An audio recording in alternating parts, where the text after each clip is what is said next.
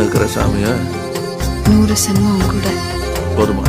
100 சென்மம் நமக்கு போதுமா? வேற வர ஏதும் கேப்பமா? சகாவரம் கேப்போம் அந்த சாமிய